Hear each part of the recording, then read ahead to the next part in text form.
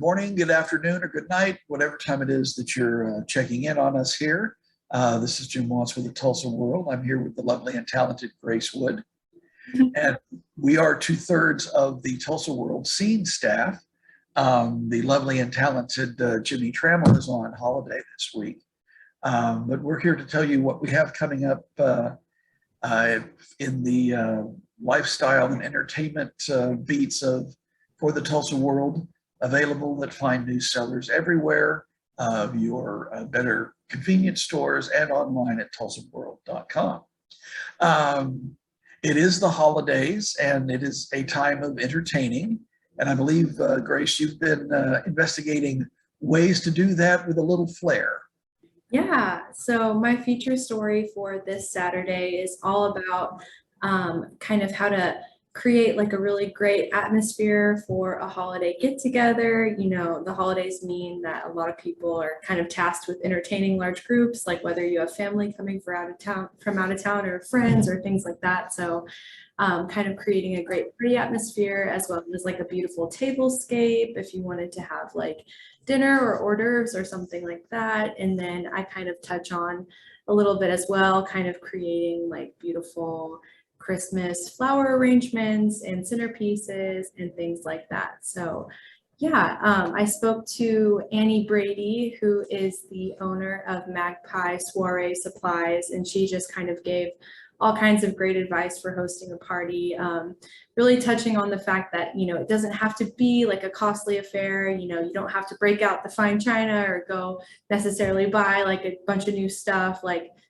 most likely the things that you already have in your house are perfect. And, you know, even if like buying like a new flower arrangement or, you know, new botanicals or something like that isn't in your budget either. She spoke a lot about like how you could even just go out to your backyard and get like some branches or some plants or things that you already have growing and kind of incorporate those into your table design. So it can be really simple, and businesses like hers, Magpie, they also have rentals. So if you wanted to like maybe rent some like nice plates or chargers or things like that, you could do that too at like a relatively low cost. So yeah, she's offered up a ton of really good tips and tricks. So check that out this Saturday. In my family, when we break out, quote, the fine china, that means we're just getting the thicker paper plates.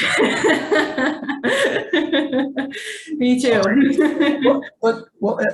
I know that there's certain traditional air to, you know, Christmas decorations, but are there some things that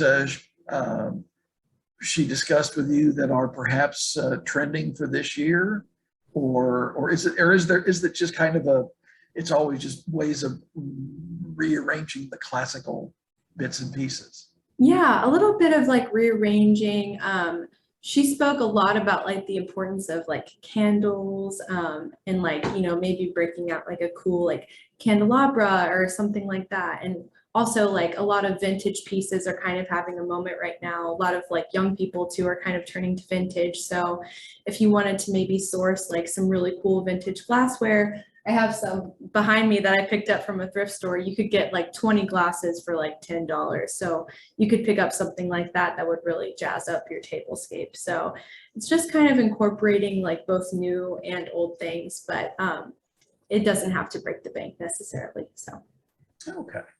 Well, although Mr. Trammell isn't here, I do know that he has been working on some movie-related stories, one of which is one of his always popular things you probably didn't know about a certain film. And in this, I believe it's going to be this Friday, he'll have one on the new Spider-Man film. Oh dear, the full title escapes me, but there will be a lot of web slinging and massive cosmic boom. So he'll give you some insights that you probably have never gleaned about the whole Spider-Man franchise. And then on Sunday, I believe he's doing a story about a new film. Oh dear, now the title's slipped my mind. Based on a book by Carl Warner. What did we call it? American Underdog. That's what it is. American Underdog, which is I believe, shot in Oklahoma, family-friendly football movie. He'll have a big story on that coming for this Sunday. And speaking of Sunday, I don't know, Grace, are you a diehard fan of Hallmark Christmas movies? I can't say that I am. Okay. Well, neither was a former Tulsa named Tracy Andreen until in 2012 she was asked to write one. And as befits somebody who had up at that time and not so much as seen a Hallmark Christmas movie, she said, "Of course I can do that." She's since gone on to write about a dozen, and she's had 3 debut this year.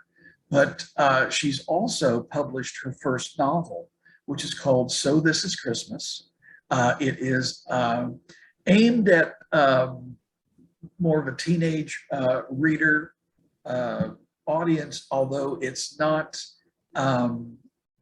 adults of all ages would probably enjoy it. It is not surprisingly a holiday-themed romantic comedy set in the fictional town of Christmas, Oklahoma. And it's a sweet little tale. And we'll be talking with Tracy about her career as a screenwriter and what does it take to write the perfect Hallmark Christmas film. So if you are hungry, well, you're going to be shopping a lot going about, when that probably will require some extra caffeination to get through. We have a review of the Gypsy Coffee House in Jenks. It's been open about 7 months. They offer, a wide variety of coffee preparations, including several for the holidays, such as a creme brulee latte that is, it would work both for breakfast and dessert. It's rather sweet, but it's topped with whipped cream on which she pours raw sugar and then caramelizes it with a blowtorch. So you get all the flavors and textures of a creme brulee in a coffee cup. So, and coming up, we will have, pardon me, we will have a review of a new place near downtown called Oak Heart Barbecue, which coincidentally supplies some of the meats that Gypsy Coffee House uses in their sandwiches. And Gypsy Coffee House makes some of the desserts that are served at Oak Heart. So it's kind of it was purely coincidence, but it all worked. It's all going to work out. That'll be coming up. What have you got coming up for next week for us? Next week, I'm going to be working on putting together kind of like an extensive guide of all of the New Year's Eve events going on in the greater Tulsa area. So that'll be a big list of all kinds of different events that you can go to. I'm going to try to include like some drinking events, obviously, and then some non-drinking events and like more family-friendly things and more like, going out on the town type stuff. So there will be a really wide range of stuff in there. So. I remember writing a lot about bowling alleys that are open for New Year's Eve. Yes. Anyway, we'll just put it in there. Well, has it been a struggle to find places that are doing things, or are more things becoming open to large gatherings? Are they demanding people be masked and that kind of a thing? Not that I've seen. I think there's actually a lot of events going on this year. I think, in Tulsa, people are really ready to just, go out and have fun and kind of return to some sense of normalcy. So from what I've seen, there's a lot of events going on and, people just really trying to act like everything's normal, even though, it isn't. The Greenwood Cultural Center downtown is having a really big New Year's Eve party. So that'll be really cool for them. And it seems like there's places like really all over Tulsa that are trying to do stuff. So there's going to be a lot going on. All right. Well, that should get you all started for things to see and do for the next week or so.